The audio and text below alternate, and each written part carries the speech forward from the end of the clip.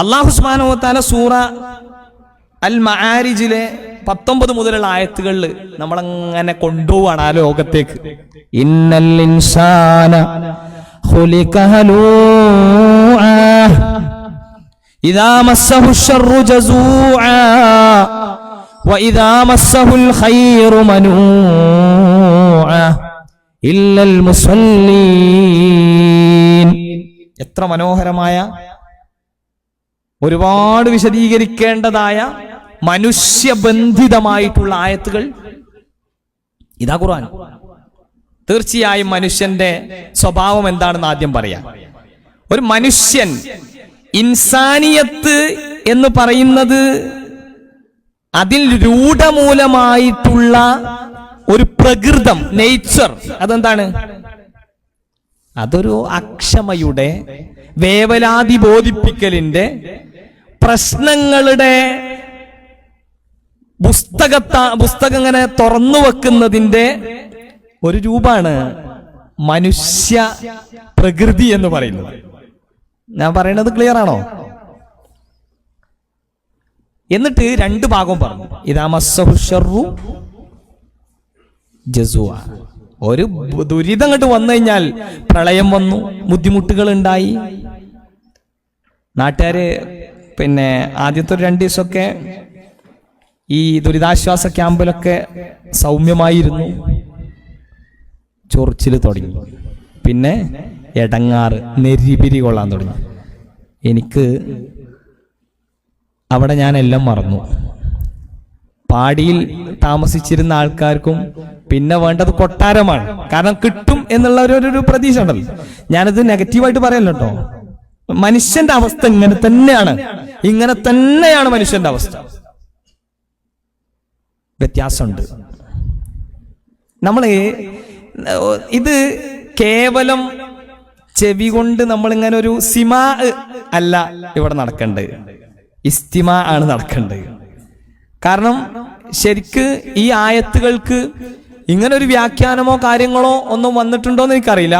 പക്ഷെ എനിക്ക് തോന്നിയ കാര്യം ഞാൻ പറയണത്, അത് വ്യാഖ്യാനിക്കുന്നതിന് തെറ്റില്ല എന്ന് തോന്നുന്നു. കാരണം അത്ര പെർഫെക്റ്റ് ആയിട്ടുള്ള ഒരു ഭാഗമാണ് ശരിക്കും ഇവിടെ ഇങ്ങനെ പറയണത്. ഇദാ മസ്സഹു ശർറു ജസൂഅ. മനുഷ്യനൊരു ദുരന്ത മുഖത്ത് നിൽക്കുന്ന സമയത്ത് ആകെ ക്ഷമ കെട്ട് സഹികെട്ട് ഇങ്ങനെ നിൽക്കുന്നൊരു, എനിക്ക് മാത്രം ഈ പ്രയാസം വന്നുപെട്ടല്ലോ എന്നൊരു അവസ്ഥയിലേക്ക് കടന്നു പോകും. വഇദാ മസ്സഹുൽ ഖൈറു മനൂഅ. ഞാൻ പെട്ടെന്ന് പറഞ്ഞു പോവാണ്. ഇനി വല്ല ഹൈറാത്തുകൾ അവനിലേക്ക് വന്നു കഴിഞ്ഞാൽ അത് മുടക്കം നിൽക്കുന്നവനായിട്ട് അവൻ മാറും. അഥവാ ബാക്കി ആർക്കും അത് കിട്ടാൻ പാടില്ല.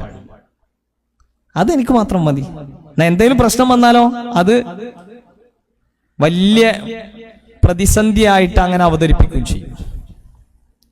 ഇത് മനുഷ്യന്മാരുടെ പ്രകൃതമായി പറഞ്ഞിട്ട് ആരാണ് എക്സെപ്ഷൻ കേസിൽ വരുന്നത് എന്നുള്ളത് പറയാൻ പിന്നെ ചെയ്യേണ്ടത്. ഇല്ലൽ മുസല്ലീൻ. നമസ്കരിക്കുന്ന ആളുകൾ ഇതിൽ നിന്ന് മുക്തമാണ്. അപ്പൊ എന്തിനാ നിസ്കാരം? ഈ 4 ആയത്തിൽ നിന്ന് എന്തിനാ നിസ്കാരം എന്നുള്ളത് എല്ലാവർക്കും വായിക്കാമോ? എന്തിനാ നിസ്കാരം? നിസ്കാരം നല്ല മനുഷ്യനാകാൻ. എന്താ ഉത്തരം? അപ്പൊ അള്ളാനെ ഓർക്കാൻ അള്ളാഹു താല്പര്യപ്പെടുന്നത് നല്ല മനുഷ്യന്മാർ അള്ളാനെ ഓർക്കണം എന്നുള്ളതാണ്. അങ്ങനെ പഠിച്ചാൽ മതി. ഇപ്പൊ നമ്മൾ നല്ല മനുഷ്യനാണോ ഇല്ലേ എന്നുള്ളത് നമുക്ക് ഈ സ്വഭാവം ഉണ്ടോ എന്ന് നോക്കിയിട്ട് നമുക്ക് പരിശോധിച്ചൂടെ? അപ്പൊ അതിന്റെ അർത്ഥം എന്താ? ഇങ്ങനെ അക്ഷമ നമുക്കില്ല എങ്കിൽ നമുക്ക് വിലയിരുത്താം നമ്മളൊരു നിസ്കാരക്കാരനായ മനുഷ്യനാണ്. കേവലം മനുഷ്യനാണെങ്കിൽ എനിക്ക് അക്ഷമയുണ്ടാകും, എനിക്ക് മുടക്കം നിൽക്കുന്ന ഒരു സ്വഭാവം എൻ്റെ ജീവിതത്തിൽ ഉണ്ടാകും. ഇതൊക്കെ വിലയിരുത്തുക നമ്മൾ. ഇനി ഇതിന്റെ ബാക്കി ഇസ്മുൽ മൗസൂല ചേർത്ത് പറയുന്ന കുറേ ഭാഗങ്ങളുണ്ട്. അതിൽ നമസ്കാരവുമായിട്ട് ഡയറക്റ്റ് ഉള്ള കാര്യം 2 പറഞ്ഞു, തുടക്കത്തിലും അവസാനത്തിലും. നടുവിലുള്ള ബാക്കി ഭാഗങ്ങൾ മൊത്തം സൂറ മആരിജ് ഒന്ന് നോക്കിയാൽ അതിൻ്റെ ഇടയിലുള്ള മുഴുവൻ ഭാഗങ്ങളും നമ്മൾ എവിടെയൊക്കെ പിന്നെ എങ്ങനെ ശ്രദ്ധിക്കണം എന്ന് പറയുന്ന കാര്യങ്ങൾ ഇങ്ങനെ വന്നു. അപ്പൊ ഈ നമസ്കാരവുമായി ബന്ധപ്പെട്ട കാര്യം, ഇങ്ങനെ ഒരാള് മുസല്ലീനാകണം എങ്കിൽ, അല്ലെങ്കിൽ ഒരാള് നല്ല നമസ്കാരക്കാരനാകണം എങ്കിൽ ശ്രദ്ധിക്കേണ്ട കുറേ കാര്യങ്ങളുണ്ട്. അവൻ ആദ്യം മനസ്സിലാക്കേണ്ടത്, ഞാൻ പടച്ച റബ്ബിന്റെ മുമ്പിൽ ഒരു മുനാജാത്ത് നടത്തുകയാണ്. ഈ അകക്കാമ്പറിഞ്ഞ് നിർവഹിക്കാൻ പറ്റണമെന്നുണ്ടെങ്കിൽ ഒന്ന് ആ സംഗതി എന്തിനാ നിശ്ചയിച്ചതെന്ന് അറിയണം. ഇപ്പോ ഇന്ന് നമുക്കറിയാം, ഭൂരിഭാഗം ആളുകളും ഈ പ്രകടന സംഗതിയെ നമ്മളെ പ്രകടനങ്ങളെ വലിയ സംഭവമായിട്ട് കാണുന്ന ആൾക്കാരാണ്. അതാണ് ഞാൻ നേരത്തെ സൂചിപ്പിച്ചത്. നമ്മൾ ഉംറയിലും ഹജ്ജിലൊക്കെ ഈ കാര്യം സംഗതി അതാണ് 90% ആൾക്കാരും അത് നിർവഹിച്ചുകൊണ്ടിരിക്കുമ്പോൾ ഒക്കെ അവരുടെ പ്രകടനത്തിൽ അതാണ് ശ്രദ്ധിക്കണത്.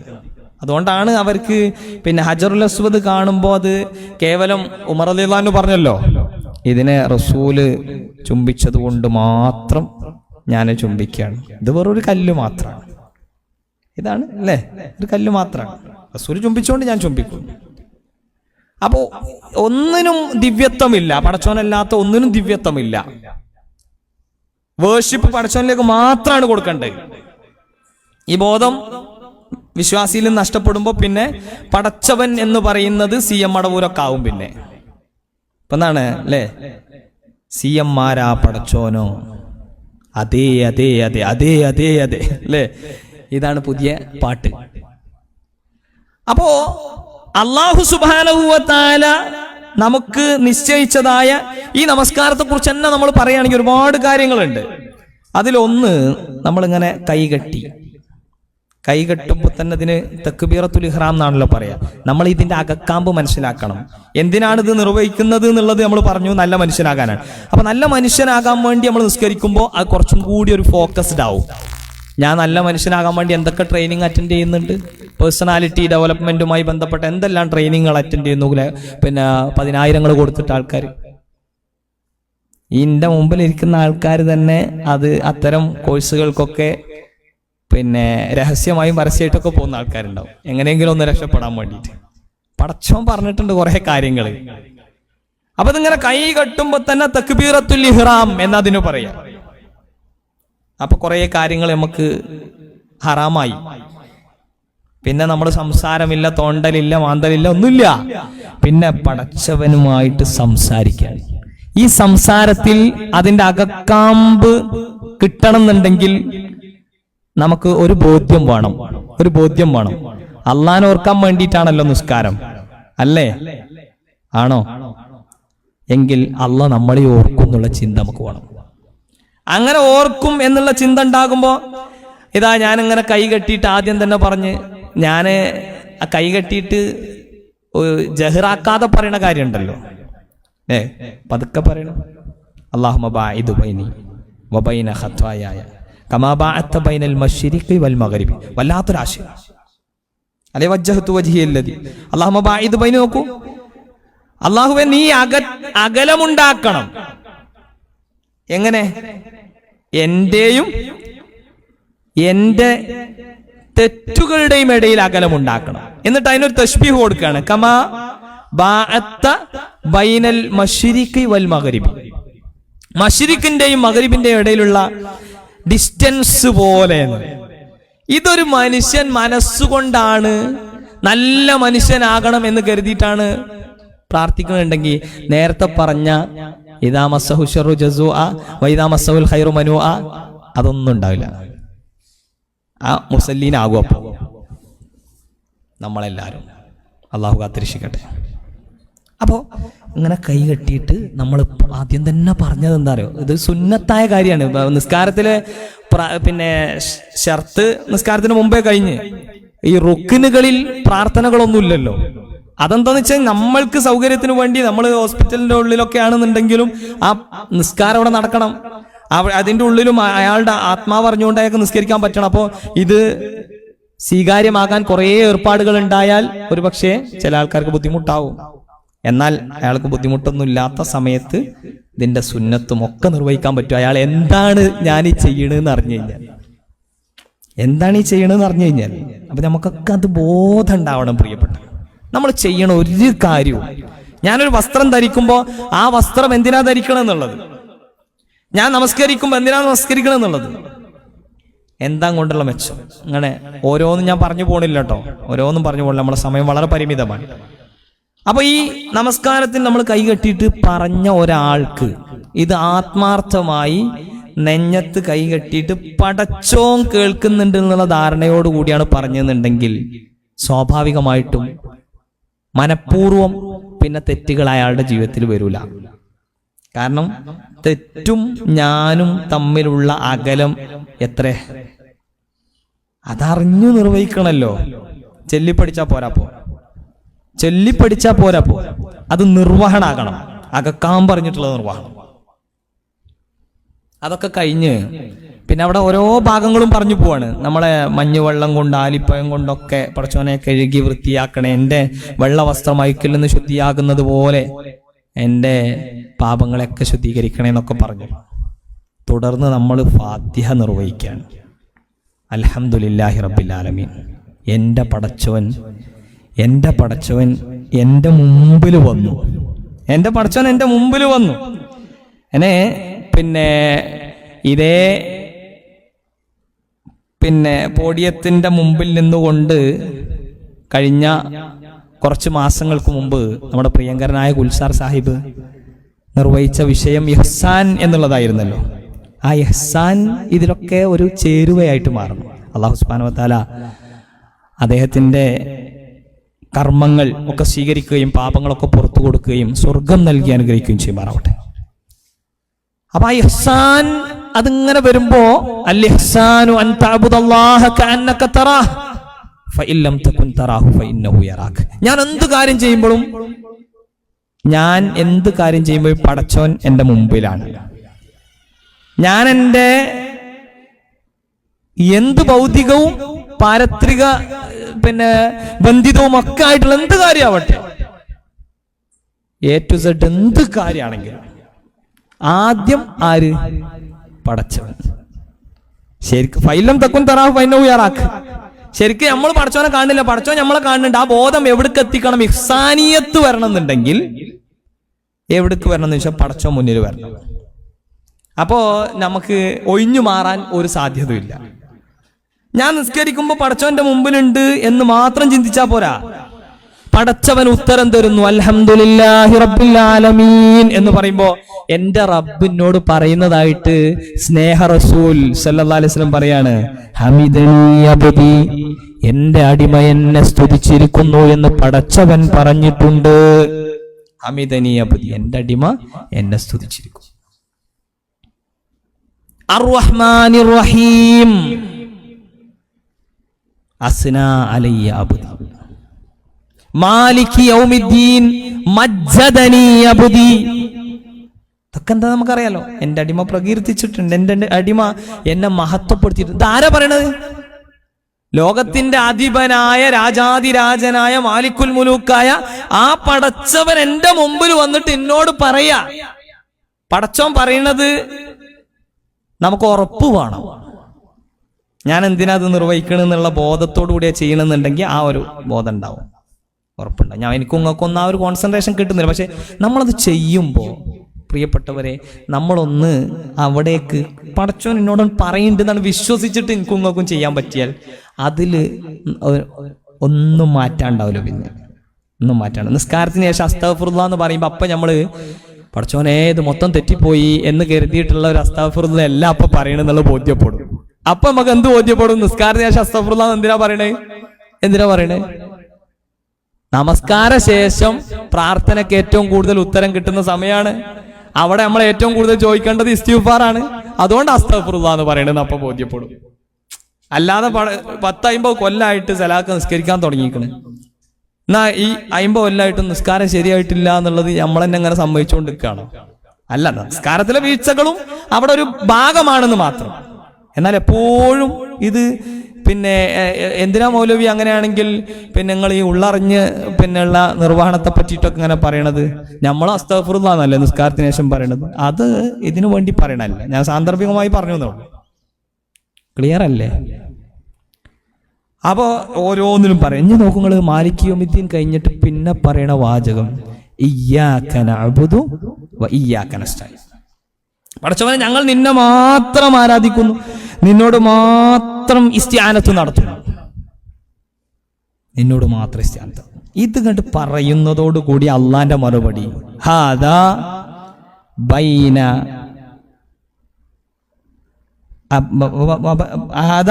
ബൈനി വ ബൈന അബ്ദി, ഇത് എനിക്കും എൻ്റെ അടിമക്കും ഇടയിലുള്ളതാണ്. വലിയ അബ്ദി മസാല, ഇനി എന്തുണ്ടെങ്കിലും എൻ്റെ അടിമ എന്നോട് ചോദിക്കട്ടെ, എൻ്റെ അടിമ എന്നോട് ചോദിക്കട്ടെ.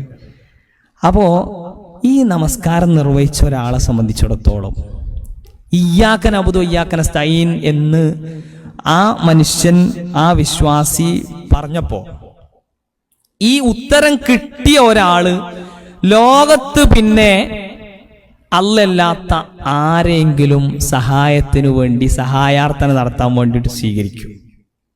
അവിടെയാണ് നമ്മൾ ബദറിലൊക്കെ ഇങ്ങനെ പോകുന്ന സമയത്ത് അവിടുന്ന് പല വിശദീകരണങ്ങളും കേൾക്കാൻ പറ്റും.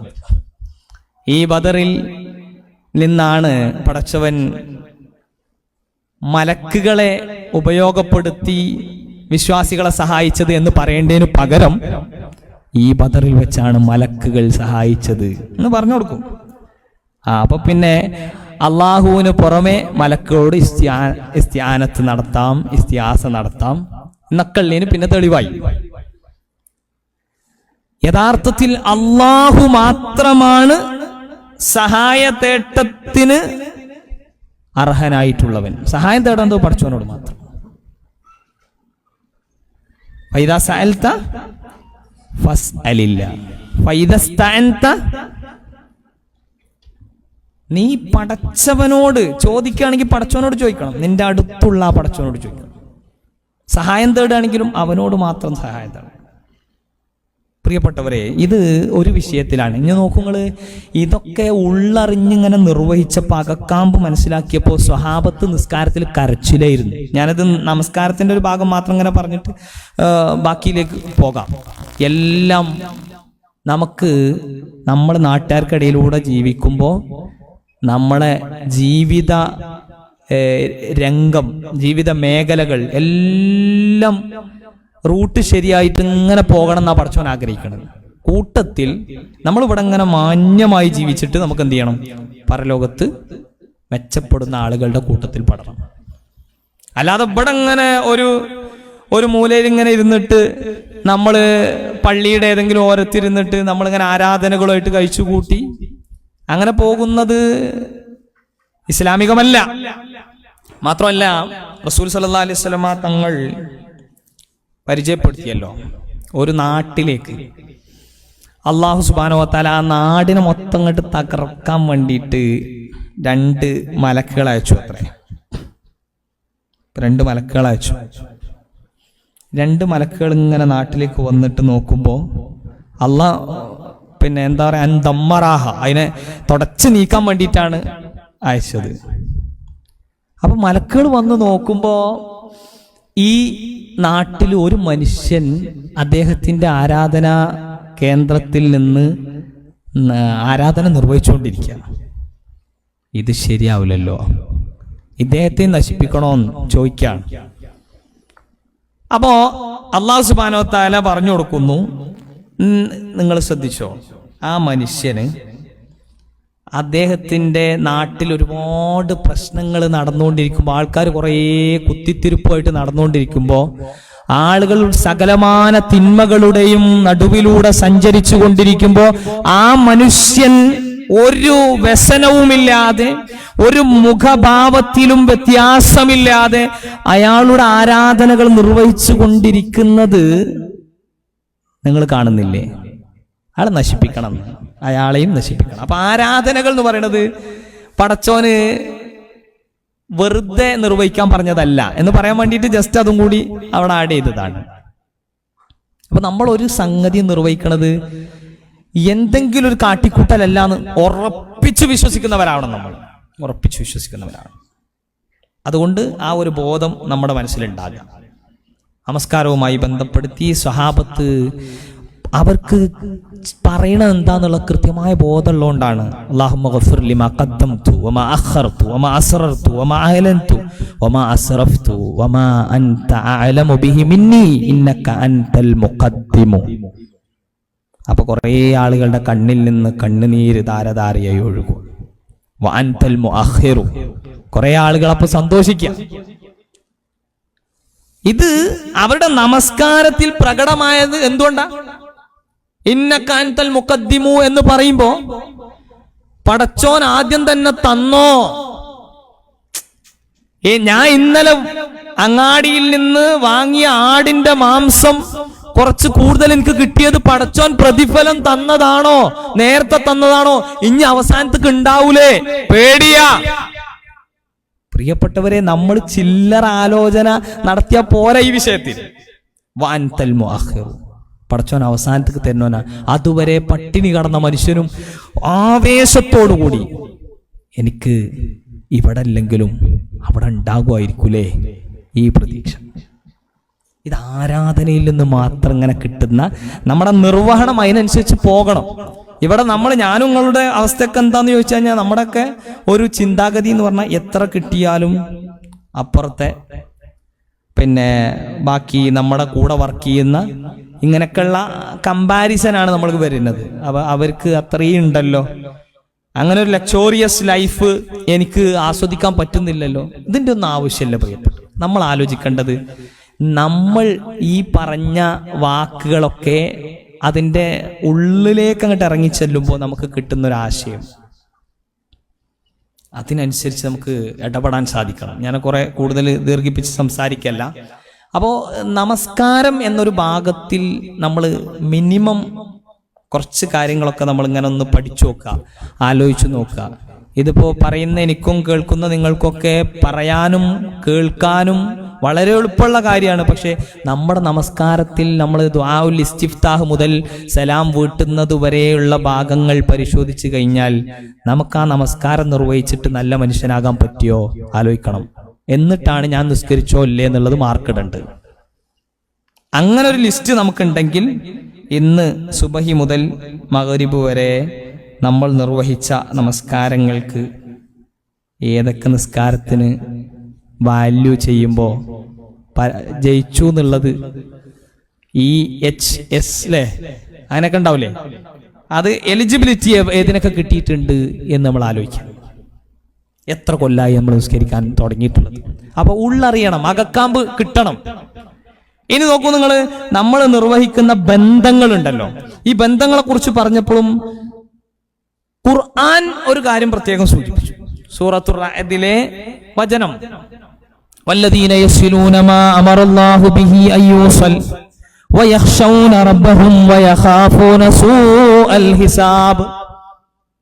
അവരോട് കൂട്ടിയിണക്കാൻ പറഞ്ഞ ബന്ധങ്ങളൊക്കെ അവർ കൂട്ടിയിണക്കും. അതില് പ്രധാനമായിട്ടും കുടുംബ ബന്ധങ്ങൾ, അതാണല്ലോ നമ്മളോട് ഒട്ടി നിൽക്കുന്ന ബന്ധങ്ങൾ. ആ ബന്ധങ്ങളൊക്കെ അവർ കൂട്ടിയിണക്കും. 2 പോയിന്റ് പറഞ്ഞു പഠിച്ചു.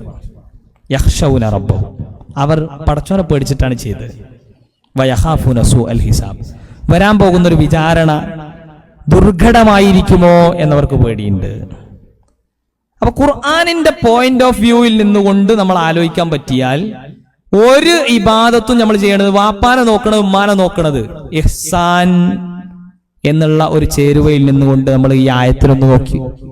എന്റെ മുമ്പിൽ പടച്ചോൻ, ഞാൻ പടച്ചോനെ പേടിച്ചിട്ടും എന്റെ വിചാരണയുടെ സമയത്ത് എനിക്ക് പ്രയാസം ഉണ്ടാകരുതെന്ന് കരുതിയിട്ടുമാണ് എന്റെ ബന്ധങ്ങൾ ഞാൻ ചേർത്ത് വെക്കുന്നത്.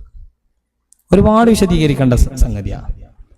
അവിടെ എന്തില്ല, ജ്യേഷ്ഠാനുജന്മാരിലേക്ക് ചേർത്തി വെക്കുന്നൊരു ഒഴിഞ്ഞു മാറുന്ന ഒരു രീതിയൊന്നുമില്ല. ഞാൻ ചെയ്യുന്നത് എന്റെ വാപ്പാന്റെയും ഉമ്മാന്റെയും തൃപ്തി കിട്ടാൻ വേണ്ടി പോലും അല്ല. ക്ലിയർ ആണല്ലോ? എന്റെ വീട്ടുകാര് എന്നെ ഒരു സ്ഥാനത്ത് വെക്കണം എന്ന് കരുതിയിട്ടല്ല ഞാൻ ചെയ്യുന്നത്. പടച്ചോൻ എന്റെ മുമ്പിലുണ്ട്, പടച്ചോന്റെ ബാക്കിലാണ് എന്റെ വാപ്പിയമ്മി നിൽക്കണത്. അങ്ങനെ വരുമ്പോ എന്റെ ജ്യേഷ്ഠൻ നോക്കിയോ, അനിയൻ നോക്കിയോ, പെങ്ങന്മാര് നോക്കിയോ ഒന്നുമില്ല. അത് ഒരു ഭാഗം ഞാൻ പെട്ടെന്ന് പറയാം. ഇനി ഖുർആനിൽ ഇതേപോലെ വന്നിട്ടുള്ള നമ്മുടെയൊക്കെ ശ്രദ്ധയിൽപ്പെട്ടിട്ടുള്ള നമ്മളൊക്കെ എന്നും ഓതിപ്പോകുന്ന കുറെ ആയത്തുകളുണ്ടാവും. യൂഫൂന ബിൻ നദർ, നേർച്ച എന്ന് പറയുന്ന ഒരു ഇബാദത്ത്. ആ ഇബാദത്ത് അതൊരു ഐച്ഛികമായ കാര്യത്തെ നമ്മളിലേക്ക് കമ്പൽസറി ആക്കേണ്ട, മാൻഡേറ്ററി ആക്കുന്ന ഒരു പ്രവർത്തനമാണ് നേർച്ച എന്ന് പറയുന്നത്. അപ്പൊ ആ നേർച്ച ഒരാൾ നിറവേറ്റുന്നത് പേരും പ്രശസ്തിയും ഒന്നും ആഗ്രഹിച്ചിട്ടല്ല, അല്ലെങ്കിൽ എന്തെങ്കിലും ഒരു ഒബ്ലിഗേഷൻ, എന്തെങ്കിലും ഒരു നിർബന്ധം മുന്നിൽ വെച്ചിട്ടല്ല. മാല തിരിച്ചു കിട്ടണം, മകന് എൻട്രൻസിന് കയറാൻ പറ്റണം, ഇതൊക്കെ ആണെങ്കിൽ അങ്ങനെ ചെയ്യാം. അങ്ങനെ ഒരു നേർച്ചല്ലല്ലോ ഇസ്ലാം. എന്റെ പരലോകത്ത് എനിക്ക് കുറച്ചും കൂടുതൽ ഉപകാരം കിട്ടാൻ വേണ്ടിയിട്ട് ഞാൻ ഏർപ്പാടാക്കുന്ന ഒരു പരിപാടി, എല്ലാ തിങ്കളാഴ്ചയും വ്യാഴാഴ്ചകളും നോമ്പ് വെക്കും. അത് ഞാൻ വേണമെങ്കിൽ നോറ്റാൽ മതി. പക്ഷെ നേർച്ചയാക്കിയാൽ ഈ കൊല്ലം മുഴുവൻ ഞാനത് ചെയ്യും എന്ന് പറഞ്ഞാൽ അത് നേർച്ചയായി. പിന്നെ അത് ചെയ്തിട്ടില്ലെങ്കിൽ എനിക്ക് കുറ്റം കിട്ടി. അപ്പോൾ എങ്ങനെ ചെയ്യാൻ പറ്റുക? അതൊരാൾക്ക് അയാളും പഠിച്ചവന് മാത്രമുള്ള ബന്ധമാണ്. അവിടെ ഒരു പോയിന്റ് പഠിച്ചോൻ പറഞ്ഞു, യുഫൂന ബിന്നദിരി യഖാഫൂന വയഖാഫൂന യൗമൻ കാന ശർറുഹു മുസ്തതീറ. ആപത്തു പടർന്നു പന്തലിക്കുന്നതായ ഒരു യൗമിനെ, ഒരു ദിവസത്തെ അവർ പേടിക്കുന്നു എന്നതാണ്. അപ്പൊ ആ നേർച്ചയുടെ അകക്കാമ്പ് എന്താന്ന് ചോദിച്ചു കഴിഞ്ഞാൽ, പടച്ചോന്റെ അടുത്ത് എനിക്ക് കൂടുതൽ വിഭവങ്ങൾ സമാഹരിക്കണം. അതിന് പടച്ചോൻ എനിക്ക് നിർബന്ധാക്കാത്ത കാര്യം ഞാൻ തന്നെ പടച്ചോനോട് പറഞ്ഞിട്ട് നിർബന്ധാക്കണ പരിപാടി. എന്നിട്ട് അതെന്നെ നിർവഹിക്കാൻ പ്രേരിപ്പിക്കുന്നത് ഒരു ദിവസം, അത് ഇവിടെ കാണുന്ന ദിവസമല്ല, ആപത്ത് പടർന്ന് പന്തലിക്കുന്ന ദിവസം. ഖുർആനിൽ ഇങ്ങനെ യഖാഫൂന യൗമൻ എന്ന് പറഞ്ഞ് വരുന്ന ഒരുപാട് ആയത്തുകളുണ്ട്. സൂറ ദഹറിൽ തന്നെ മറ്റൊരു വചനമാണ് വയുതഇമൂന തആമ അലാ ഹുബ്ബിഹി മിസ്കീനൻ വയതീമൻ വഅസീറ. നമ്മുടെ ദുരിതാശ്വാസ ക്യാമ്പുകളിലേക്കൊക്കെ ധാരാളം സഹായങ്ങൾ കൊടുക്കുന്നു. നമ്മുടെ നാട്ടിലും പരിസര പ്രദേശങ്ങളൊക്കെ, പ്രത്യേകിച്ച് ഇസ്ലാഹി സെന്ററുകൾ അത്തരം കാര്യങ്ങൾ വരുന്നത് നോക്കി നിൽക്കാൻ, എന്ത് പ്രൊജക്റ്റുകൾ രൂപീകരിക്കാൻ പറ്റും എന്നുള്ളതിനെ പറ്റി ആലോചിച്ചു. നല്ലതാണ്. പക്ഷേ വിശ്വാസി അത് നിർവഹിക്കുമ്പോൾ വേറെ ഒരു ലക്ഷ്യമില്ല. നമ്മളത് ഫോട്ടോ ഒക്കെ എടുത്ത് എന്തൊക്കെ ആക്കിയാലും നമ്മുടെ ഉള്ളിലുള്ള താല്പര്യം എന്താണ്? ഇന്നാ നഖാഫു മിർ റബ്ബിന യൗമൻ അബൂസൻ ഖംതരീറ. മുഖം ചുളിക്കപ്പെടുന്നതായ ഒരു ദിവസത്തെ ഞങ്ങൾക്ക് പേടിയാണ്. ആ പേടിയിൽ നിന്ന് അവർ പറയാണ്, പടച്ചവനെ ലാ നുരീദു മിൻകും ജസാഅൻ വലാ ശുക്റ. ഞങ്ങൾ എന്തെങ്കിലും ഒരു കോമ്പൻസേഷൻ ഇതിന്റെ ഭാഗമായി, ഞങ്ങൾ അത് കൊടുത്തതിന്റെ ഭാഗമായി പ്രതീക്ഷിക്കുന്നില്ല. ഇന്നമാ നുതഇമുക്കും ലിവജ്ഹില്ല. പടച്ചവനെ നിന്റെ വജ്ഹു മാത്രമാണ് ഞങ്ങളുടെ ഉദ്ദേശം. അപ്പൊ കർമ്മങ്ങളൊന്നും കാട്ടിക്കൂട്ടലുകളല്ല എന്ന ഒരു ധാരണ നമ്മുടെ മുമ്പിൽ ഉണ്ടാകണം. അത് കേവലം ആരാധനാകർമ്മങ്ങൾ മാത്രമല്ല, നമ്മുടെ സംസാരം. ആ സംസാരം പടച്ചോൻ പറഞ്ഞു, നിങ്ങൾ മാന്യമായ വഖൂലു ഖൗലൻ സദീദ, നല്ല വാക്ക് പറയണം. റസൂൽ സല്ലല്ലാഹു അലൈഹി വസല്ലം തങ്ങൾ കൂട്ടിച്ചേർത്തു, മൻ കാന യുഅ്മിനു ബില്ലാഹി വൽ യൗമിൽ ആഖിർ ഫല്യഖുൽ ഖൈറ ഔ ലിയസ്മുത്. നിങ്ങൾ നല്ലത് പറയാ, അല്ലെങ്കിൽ മിണ്ടാതെക്കുക. അതൊരു സംസ്കാരമാണ്. എന്താ? ആ നല്ലത് പറയുമ്പോൾ ആളുകളിലേക്ക് നല്ലതാണ് സ്പ്രെഡ് ചെയ്യുക. അത് പ്രൊഡക്റ്റീവായിട്ട് പല പ്രവർത്തനങ്ങളായിട്ട് അതിങ്ങനെ രൂപാന്തരപ്പെട്ടു പോകും. ശരിയല്ലേ? നമ്മൾ സംഘടനാ മീറ്റിങ്ങുകൾ നടക്കുമ്പോൾ നല്ല കാര്യങ്ങൾ, നല്ല ചർച്ചകളൊക്കെ വരുമ്പോൾ അവിടെ നല്ല വാക്കുകൾ ഉണ്ടാകുമ്പോൾ, നല്ല അനാലിസിസ് നടക്കുമ്പോൾ അവിടെ നല്ല പ്രവർത്തനങ്ങളുടെ ഇംപ്ലിമെന്റേഷൻ അപ്പുറത്തുണ്ടാവും. അല്ലെങ്കിലോ എന്തെങ്കിലും തിരിപ്പായിട്ടാണ് വരുന്നതെന്നുണ്ടെങ്കിൽ അവിടെ നിലവിൽ നമ്മൾ ചെയ്ത നന്മകൾ പോലും ഒരു വാല്യൂ ഇല്ലാത്ത രൂപത്തിൽ പ്രശ്നമായിട്ട് പോകും. ഞാൻ അവസാനിപ്പിക്കാം. അപ്പൊ പ്രിയപ്പെട്ടവരെ, വിശുദ്ധ ഖുർആനുടനീളം പരിശോധിച്ചു കഴിഞ്ഞാൽ, പ്രവാചക ജീവിതത്തെക്കുറിച്ച് നമ്മൾ അന്വേഷിച്ചു കഴിഞ്ഞാൽ, ആ ജീവിത വഴികളിലൂടെ നമ്മളിങ്ങനെ വായനയിലൂടെയും അതിൻ്റെ അന്വേഷണങ്ങളിലൂടെ ഒക്കെ പോകുമ്പോൾ നമുക്ക് മനസ്സിലാക്കാൻ സാധിക്കും, ഒരു മനുഷ്യനെ രൂപപ്പെടുത്തിയെടുക്കാൻ നമ്മുടെ കൂട്ടത്തിലുള്ള മുഴുവൻ ആളുകൾക്കും ഉപകാരയോഗ്യമായ വിധത്തിൽ നമ്മളങ്ങനെ മോൾഡ് ചെയ്തെടുക്കാൻ വേണ്ടിയിട്ടാണ് അല്ലാഹു സുബ്ഹാനഹു വ തആല എല്ലാം നമ്മളോട് നിശ്ചയിച്ചത്. എല്ലാ കാര്യങ്ങളും നമ്മളോട് പറഞ്ഞത്. പടച്ചോന് ബിർറ് എന്നുള്ള വാക്ക് ചേർത്തിട്ടാണ് ലാ യൻഹാകുമുല്ലാഹു അനില്ലദീന ലം യുഖാതിലൂകും ഫിദ്ദീൻ വലം യുഖ്രിജൂകും മിൻ ദിയാരികും അൻ തബറൂഹും വതുഖ്സിതു ഇലൈഹിം ഇന്നല്ലാഹ യുഹിബ്ബുൽ മുഖ്സിതീൻ. എത്ര മനോഹരം! നിങ്ങളോട് വിലക്കുന്നില്ല കേട്ടോ. നിങ്ങളുടെ അയൽപക്കത്ത് വിശ്വാസമുള്ളവനാണോ ഇല്ലാത്തവനാണോ പ്രശ്നമൊന്നുമില്ല. നിങ്ങളെ വീട്ടിൽ നിന്ന് അവരാട്ടി പുറത്താക്കുന്നില്ലയോ? നിങ്ങളുമായി അവർ യുദ്ധത്തിന് വരുന്നില്ലയോ? അവർക്ക് നിങ്ങൾ ചെയ്തു കൊടുക്കേണ്ടത് ബിർറ്. ഇന്നൽ ബിർറ യഹ്ദി ഇലൽ ജന്ന, സ്വർഗത്തിലേക്ക് പോകും എന്ന് പറഞ്ഞ കാര്യമാണ് ഏത്? ബിർറ്. അപ്പൊ സ്വർഗം കിട്ടുമെന്ന് ഉറപ്പുള്ള കാര്യം നമ്മളോട് ചെയ്തു കൊടുക്കാൻ പറഞ്ഞപ്പോ മുഅ്മിനിന് നോക്കി കൊടുത്തോ? ഉളുഹിയത്തിന്റെ മാംസം ആ പരി കൊടുക്കണ്ട ഈ പരി കൊടുത്തോ? അല്ല പറഞ്ഞു, കൊടുക്ക്. എന്താ കൊടുക്കണതിന്റെ ഉദ്ദേശം? അവൻ നിന്നോട് അക്രമത്തിന് വരുന്നില്ല, അഥവാ അവനോട് നീ സൗഹാർദ്ദം കാണിക്കണം, അവന് നീ കാര്യങ്ങൾ ബോധ്യപ്പെടുത്തി കൊടുക്കണം, അവനോടൊപ്പം നീ വസിക്കണം. അപ്പൊ മനുഷ്യനെ മാറ്റി നിർത്തിക്കൊണ്ടുള്ള ഒരു ആരാധന, ഒരു മതം, ഒരു സംസ്കാരം ഇതൊന്നുമില്ല. ഇത് വലാ ബറാ എന്നൊക്കെ പറഞ്ഞിട്ട് ഇങ്ങനെ കുറെ കെട്ടിക്കുടുക്കുകളൊക്കെ ഉണ്ടാക്കി പല വിധത്തിലും ഈ സ്പർദ്ധകൾ വളർത്താനുള്ള ശ്രമങ്ങൾ ഇവിടെ നടക്കുമ്പോൾ നമ്മൾ പഠിപ്പിക്കണ ആൾക്കാരെ, നമ്മൾ നിർവഹിക്കുന്ന ഓരോ കാര്യങ്ങളുടെയും നിർവഹണങ്ങളിലൂടെ യഥാർത്ഥത്തിൽ ദുനിയാവിൽ ഒരാളോടും സ്പർദ്ധ ഇല്ലാതാക്കാനാണ് ശ്രമിക്കേണ്ടത്. അങ്ങനെ ഇല്ലാതാക്കാൻ ശ്രമിച്ചതിന്റെ മകുടോദാഹരണമായിരുന്നു പ്രവാചകൻ സല്ലല്ലാഹു അലൈഹി വസല്ലം. ആ സ്നേഹ റസൂൽ ആരെയും വെറുത്തിട്ടില്ല. ആ സ്നേഹ റസൂലിന്റെ പാതയിലൂടെ മുന്നോട്ട് പോകാനുള്ള ശ്രമങ്ങളാണ് നമ്മുടെ ഭാഗത്തു നിന്ന് ഉണ്ടാവേണ്ടത് എന്ന് മാത്രം ഓർമ്മപ്പെടുത്തുകയാണ്. കുറെ കാര്യങ്ങൾ പറയണം എന്നൊക്കെ വിചാരിച്ചതാണ്. അപ്പൊ നമ്മൾ ഒന്ന് കൺക്ലൂഡ് ചെയ്യുമ്പോൾ നമ്മുടെ എല്ലാ കാര്യങ്ങളും, നമ്മൾ ഭൗതികം മാത്രമാണെന്ന് വിചാരിക്കുന്ന കാര്യങ്ങളിലും പടച്ചവൻ അതിനെ പഠിപ്പിച്ചിട്ടുണ്ടാകുക പാരത്രികവുമായി ടച്ച് ചെയ്തിട്ടായിരിക്കും. അതുകൊണ്ട് നമ്മൾ എന്ത് കാര്യം ചെയ്യും, നമ്മളെ വർത്തമാനങ്ങൾ, നമ്മുടെ കുടുംബ ബന്ധങ്ങൾ, നമ്മുടെ സംസ്കാരങ്ങൾ, നമ്മുടെ ജോലി, നമ്മുടെ ഇടപെടലുകൾ, നമ്മുടെ ആത്മീയ ബന്ധിതമായിട്ടുള്ള ആരാധനകൾ എല്ലാം നമ്മൾ നിർവഹിക്കുമ്പോൾ അതിൻ്റെ ഉള്ള് തൊട്ടറിഞ്ഞുകൊണ്ട് നിർവഹിക്കാൻ ശ്രമിക്കുക. അല്ലാഹു സുബ്ഹാനഹു വ തആല അതിന് നമുക്ക് നല്ല തൗഫീഖിനെ പ്രദാനം ചെയ്ത് അനുഗ്രഹിക്കുമാറാവട്ടെ. നമ്മൾ ഒരുപാട് അനുഭവങ്ങൾ നമ്മുടെ മുമ്പിലേക്ക് കടന്നു വരാറുണ്ട്. ഓരോ സാഹചര്യങ്ങളിലും ഈ പറഞ്ഞതിനൊക്കെ നേരെ വിപരീതമായിട്ടുള്ള പലതും നമ്മൾ കാണാറുണ്ട്. പല ആളുകളും ഉംറക്കൊക്കെ വരുന്ന സമയത്ത് നമ്മൾ നേരിട്ട് ഇങ്ങനെ കാണാണ്, അവരുടെ കൈകളിൽ, അവരുടെ കഴുത്തിൽ ഏലസ്, ചരട് ഇതൊക്കെ വെച്ചിട്ട് ഇങ്ങനെ പോകും. നമ്മളിങ്ങനെ പറയാൻ പറ്റുന്ന രൂപത്തിലൊക്കെ നമ്മൾ പറഞ്ഞു.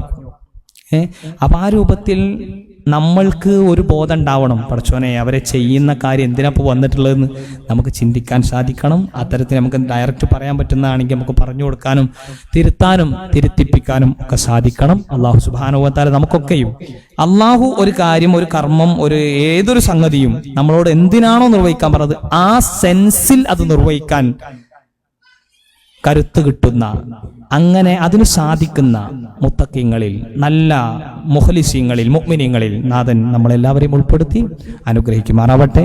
ഇതിൻ ഇസ്ലാഹി സെന്റർ ജിദ്ദ യിലെ ഈ കൂട്ടായ്മക്ക് എല്ലാവിധത്തിലുള്ള ഭാവുകങ്ങളും നേർന്നുകൊണ്ട് അവസാനിപ്പിക്കുന്ന അല്ലാഹു നമ്മുടെ ഈ ഒരു കൂടിയിരുത്തവും ചർച്ചകളുമൊക്കെ നമ്മുടെ ജീവിതത്തിൽ പോസിറ്റീവായ മാറ്റങ്ങൾ ഉണ്ടാക്കി തീർക്കാൻ ഉള്ള ഒരു കരുത്താക്കി, ഊർജമാക്കി മാറ്റി തീർക്കട്ടെ എന്ന് ആശംസിക്കുന്നു, പ്രാർത്ഥിക്കുന്നു.